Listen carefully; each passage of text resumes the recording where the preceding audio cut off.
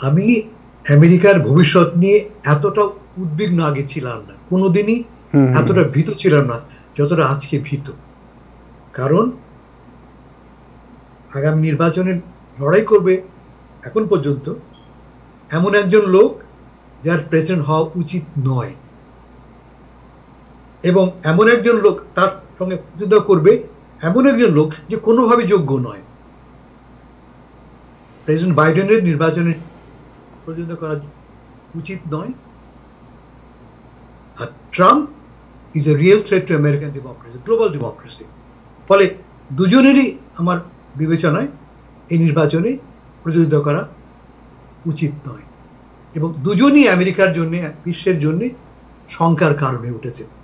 এতটা হতাশ আমি কিন্তু আগে কোনোদিনই ছিলাম না আমেরিকার ব্যাপারে। হতাশার আরো বড় কারণ,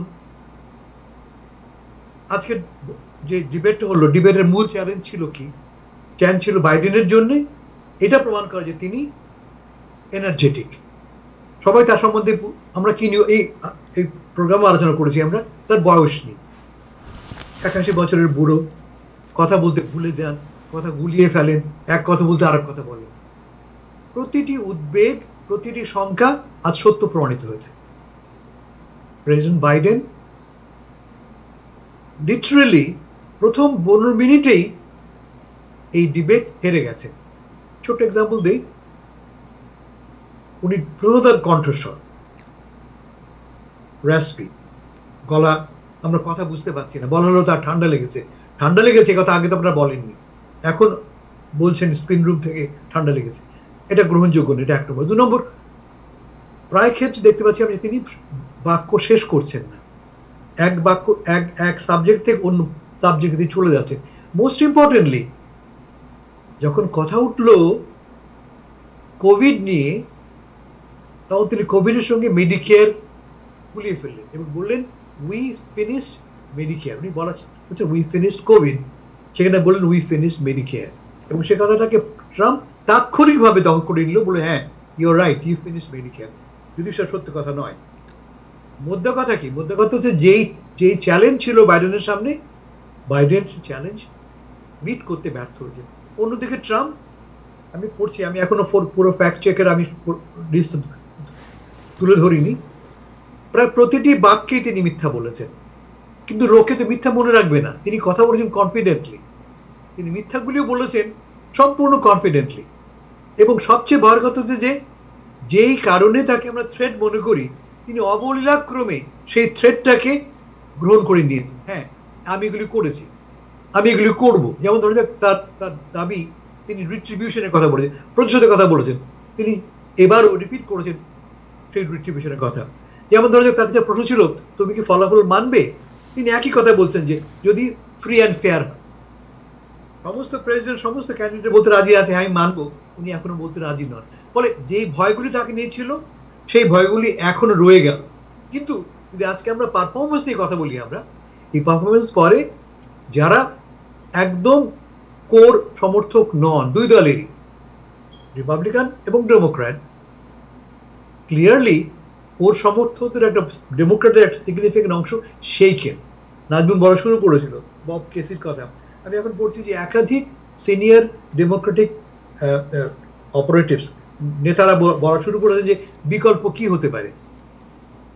এমনকি পলিটিকো পত্রিকা ওয়েবসাইটে তারা বলা শুরু করেছে যে ওপেন কনভেনশনের কথা। ওপেন কনভেনশন মানে কনভেনশন ফ্লোর থেকে ঠিক হবে কে হবে পরবর্তী ক্যান্ডিডেট। বাইডেন সাহেব আমরা জানি তিনি নাও ডেলিগেটস তিনি অলরেডি কালেক্ট করেছেন, ফলে তার হওয়ার কথা, কিন্তু তিনি অটোমেটিক না হয়ে যদি ওপেন ফ্লোর কনভেনশন হয়, তখন ফ্লোর থেকে ঠিক করা হবে কে পরবর্তী ক্যান্ডিডেট হবে। খুব তার জন্য ভয়ের কথা। আরেকটা ভয়ের কথা যেটা রিপাবলিকানরা বলা শুরু করেছে, আপনি নিউ ইয়র্ক পোস্টের কথা বললেন, আমি আরো 3-4টি রিপাবলিকান ওয়েবসাইট দেখলাম, তার সবাই বলা শুরু করেছে যে যদি বাইডেন প্রেসিডেন্ট হন এবং এই তার অবস্থা হয়, তিনি দীর্ঘদিন তো ক্ষমতা থাকতে পারবেন না, তার জায়গায় কে ক্ষমতায় আসবে? কমলা হ্যারিস। এবং কমলা হ্যারিস তাদের চোখে আরো বেশি ভয়ানক। যদি এই মুহূর্তে কিন্তু কমলা হ্যারিস বাইডেনের চেয়ে অধিক জনপ্রিয়, specially among young Latinos and black voters. কিন্তু overall Kamala Harris's approval is less than 40%, 34-35% their approval rating. বলে কমলা হ্যারিস কোনো বিকল্প নাই। কি হতে পারে এখন? বিকল্পটা কি হতে পারে? যদি বাইডেন ভলান্টারিলি বলেন ঠিক আছে আমি দাঁড়াচ্ছি না, which is extremely unlikely, কোনোভাবেই সম্ভবপর হবে বলে মনে হয় না আমার কাছে। কারণ কে তাকে যে বলবে ভাই তুমি তো ভালো করো নাই, তোমার এখন উচিত হবে সরে যাওয়া, তোমার জায়গায় কাউকে আসতে দেওয়া, কিন্তু কে তাকে বলবে? বললেই যে সে কথাটা তিনি গ্রহণ করবেন তার তো কোনো মানে নেই, তার তো প্রাইড আছে। কিন্তু যদি দলের সিনিয়র ম্যানেজমেন্ট যদি যে তাকে যে বলে কথাটা পারে যুক্তি দেখায়, তিনি হয়তো বা সম্মত হতে পারেন, সেক্ষেত্রে কে বিকল্প হবে? আমার ধারণা যদি আদৌ এই কথাটা সত্যি প্রমাণিত হয়, যদি সত্যি সত্যি বাইডেন স্টেপ ডাউন করে, সেক্ষেত্রে কোয়াইট লাইকলি ক্যালিফোর্নিয়ার বর্তমান গভর্নর ডেভিড নিউসাম হবে ডেমোক্রেটের ক্যান্ডিডেট অফ চয়েস, তাকেই তারা পছন্দ করবে। কিন্তু ইট ইজ এক্সট্রিমলি আনলাইকলি। আমি শেষ করছি ভয়ের কথাটা বলে, যদি বাইডেন ক্যান্ডিডেট হন তিনি পরাস্ত হবেন, এটা অলমোস্ট এখন ডেফিনিট। কেমন? সেক্ষেত্রে প্রেসিডেন্ট হবেন কে? এমন একজন লোক যে আপনার চোখের সামনে একের পর এক মিথ্যা বলে যাচ্ছে, এমন একজন লোক যে আপনার গণতন্ত্রকে এন্ডেঞ্জার্ড করবেন, বিপজ্জনক করবেন, এমন একজন লোক যাকে নিয়ে সারা বিশ্বের লোক হাসাহাসি করছে। ফলে যে আমেরিকাকে আমরা চিনি সে আমেরিকার আমেরিকা থাকবে না, ভয়টাই কারণে অলমোস্ট ডেফিনেট। আজকের এই পারফরমেন্স পরে বাইডেনই ক্যান্ডিডেট হন, হি উইল নট উইন। তিনি উইল না করার মানে হচ্ছে কি ট্রাম্প উইন হচ্ছে, উইন করছেন, যেটা কিনা আসলে সত্যিকার একটা ভীতিকর কথা। Thank you so much. এবং আজকে আমি যে অবজারভেশন এবং যে অ্যানালাইসিস দেখলাম বিভিন্ন নেটওয়ার্কে, তাতে বলা হচ্ছে যে দুই পক্ষই রিপাবলিকান অ্যান্ড ডেমোক্রেট বোথ তারা চিন্তা করছে তাদের বিকল্প ক্যান্ডিডেট বের করা উচিত। মানে দুজনের পারফরমেন্সই চরম হতাশ, দুই পক্ষই। কেউ কেউ আমার মনে হয় না যে আপনি হয়তো পড়েছেন, হতেও পারে ট্রাম্পের সমর্থকদের মধ্যে ট্রাম্পের সমর্থন আরো বাড়বে, কমবে না, তারা খুশি হবে। হাসান ভাই ঠিক কথা বলতেছেন। হাসান ভাই যেটা বলছেন এটাই আপনার ভিডিও মিউট করা নাজমুল ভাই, ভিডিওটা মিউট করার কারণে একটু বিশ্বাস সেখান থেকে লাইট নাই। যেটা আমি বলার চেষ্টা করছিলাম, হাসান ভাই কথাটা চমৎকার ভাবে বলেছেন যে রিপাবলিকান পার্টির বিশেষ করে ট্রাম্প সাপোর্টারদের যেটা দরকার ছিল আজকে ওরা সেটা পেয়ে গেছে। এবং সেই পাওয়ারটা ছিল কি ট্রাম্প কি পারফরমেন্স করুক সেটা ইম্পর্টেন্ট, ইম্পর্টেন্ট হচ্ছে বাইডেন কি করতে পারছে, এইটাই আজকে ওরা এস্টাবলিশ করছে। অর্থাৎ রিপাবলিকানদের অল্টারনেট ক্যান্ডিডেটের কোনো চিন্তা ভাবনা নাই। কিছু কিছু রিপাবলিকান ভয় প্রকাশ করেছে যে আমরা তো প্রেসিডেন্ট ট্রাম্পকে প্রশ্ন করি, সমর্থন করি না, কিন্তু আমরা বাইডেনকে সমর্থন করতাম হয়তো বা, কিন্তু এই বাইডেনকে তো আমরা সমর্থন করতে পারছি না, এটাই হচ্ছে মূল ব্যাপারটা। ওকে, সো ডেমোক্রেটিক পার্টির কিছু কিছু পর্যবেক্ষক আমি এখন যেটা দেখলাম যে তারা বলছেন যে বাইডেনকে, যেটা হাসান ভাই একটু আগে বললেন, যে সিনিয়র ডেমোক্রেট লিডাররা যে গিয়ে বলেন, রিকোয়েস্ট করেন এবং তিনি ওয়াকআউট মানে ওয়াক ওয়ে করেন যে আমি আর ঠিক আছে আমি ইলেকশন করবো না আর, then what will be the alternate, এইটাও প্রশ্ন আসছে এখন। সো যেটা আমি জানি না যে আর আগে কোনো প্রেসিডেন্ট আছে কিনা, এমন কোনো উদাহরণ আছে কিনা যে একজন নমিনেটেড ক্যান্ডিডেট চূড়ান্ত মুহূর্তে ফিজিক্যালি অসুস্থ না হয়ে ভলেন্টারিলি নাম প্রত্যাহার করে। আমার মনে হয় না এমন কোন উদাহরণ আমাদের কাছে আছে। আমার এটা বোধহয় নাই, কোনো উদাহরণ নাই। আরেকটা ব্যাপার হচ্ছে হাসান ভাই, আরেকটা ব্যাপার হচ্ছে বাইডেন কি এই কথাটা বলবে কে যে আপনি সরে দাঁড়ান না। কিন্তু আজকে যে ঘটছে, আমি তো টিভি দেখছিলাম, সিএনএনই মনে করা যাক, ভ্যান জোনস বা ডেভিড অ্যাক্সেলরড, এরা সিনিয়র অ্যাডভাইজার ছিলেন, এখনো আছেন, তারা কিন্তু পাবলিকলি তারা তাদের উদ্বেগের কথা বলছেন, তারা পাবলিকলি বলছেন। এবং প্রতিটি আমি ধরা যাক এই পলিটিক্যাল শিরোনাম কি বলছে, বাইডেন ইজ টোস্ট, মানে যে কথা যে শিরোনাম পড়েছে ডেইলি নিউ ইয়র্ক পোস্ট, সেই কথাটাই তারা বিকল্পভাবে বলছে, বলে যাও বাইডেনের কথা।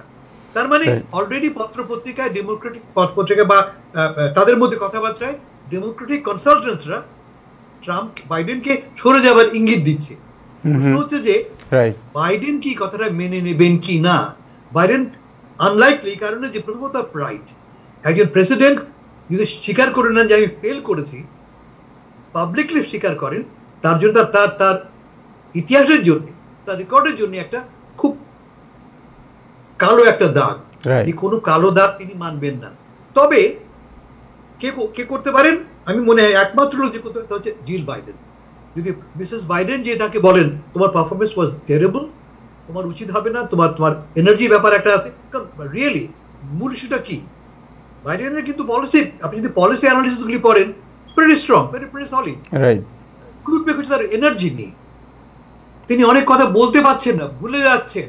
একটু বলে মেডিকেয়ারের কথা উনি বলছেন, বলবেন কোভিডের কথা, উনি বলছেন মেডিকেয়ার শেষ করে দিয়েছি আমি, এবং অনেক সময় ভুলেই যাচ্ছেন পুরো কথাটা। এবং আরেকটা বিষয় আপনি দেখেছেন যেটা যে চাইল্ড কেয়ার নিয়ে প্রশ্ন করা হয়েছিল ট্রাম্পকে, উনি কোনো উত্তর দেয় নাই, এবং পরে বাইডেনকে দুজনেই অন্যদিকে চলে গেছেন আপনার বিভিন্ন অন্য ইস্যু নিয়ে, কিন্তু এই বিষয়টি প্রশ্ন করার পরেও তেমন কোনো উত্তর কেউই দেন নাই। তাই ট্রাম্প কিন্তু যদি বদলাও, ট্রাম্প কিন্তু খুব ফোর্সফুলি কথাগুলি বলছে, মিথ্যা বলছে খুব ফোর্সফুলি। ফলে আপনি যদি একজন নিরপেক্ষ দর্শক হন, এবং আমেরিকার অধিকাংশ লোক কিন্তু পলিটিক্যালি খুব একটা ক্লুড ইন না, তারা জানে না, অতটা খবর জানে না, আপনার আমার মতো রোজ পত্রিকা তারা পড়ে না, তারা সিম্পলি এই শোটা দেখবে, শো দেখে তারা কি দেখবে যে একজন দুর্বল লোক এবং একজন সবল লোক, একজন লোক যে কথা মনে রাখতে পারে না, অন্য লোক মিথ্যা বলুক আর না বলুক আমি জানি না কি বলছে, সবল ভাবে প্রতিটি বক্তব্যকে জবাব দিচ্ছে। ইমেজের প্রবলেমটা উঠবে, ইমেজ ইজ ভেরি ইম্পর্টেন্ট। এবং সর্বশেষ যেটা বয়স নিয়ে যে প্রশ্ন উঠেছিল, সেখানে ট্রাম্প তো একদম নিজের যে তার হোয়াইট হাউসে তার ডাক্তাররা তাকে কী বলেছে, তার শরীরের অবস্থা কি, সে বেশ জোরে সোরেই বলেছেন সেটা। জো বাইডেন অবশ্য ওইটাও খুব ভালোভাবে স্ট্রংলি উপস্থাপন করতে পারেন, এবং বললেও তো আমরা দেখতে পাচ্ছি তো, রাইট। আমাকে মাঝখানে একাধিক টেলিফোন পেয়েছি, টেলিফোন করে প্রায় কাদা অবস্থায় ডেমোক্রেটিক সমর্থক আমার একাধিক বন্ধু বান্ধব ফোন করে বলেছে যে এটা কি মরা মানুষ দেখতে লাগছে, সাদা এনার্জি নেই, মনে হচ্ছে একটা মৃত মানুষ, সাপোর্টারই কথা বলছে। সেক্ষেত্রে যারা মাঝখানে আছে, যারা সন্ধিয়ান ছিল, তারা তো বল ভাই একে দিতে হবে না কাজ। ফলে বটম লাইন হচ্ছে যে এই ক্যান্ডিডেট যদি আগামী নির্বাচনে দাঁড়ায় জিততে পারবে না। আজকের সর্বশেষ ওপিনিয়ন পোল দেখতে পাচ্ছি কি আমরা 7টি ব্যাটল গ্রাউন্ডস মধ্যে 5টিতে বাইডেন আর ট্রাম্প অন অ্যান অ্যাভারেজ 3 থেকে 5 পয়েন্ট এগিয়ে আছে। আজকের পারফরমেন্স পরে আমি আপনাকে গ্যারান্টি দিতে পারি যদি এক সপ্তাহের মধ্যে নতুন ওপিনিয়ন পোল নেওয়া হয়, এই ডিফারেন্সটা 5 থেকে বেড়ে 10 বা 12% এগিয়ে যাবে। রাইট।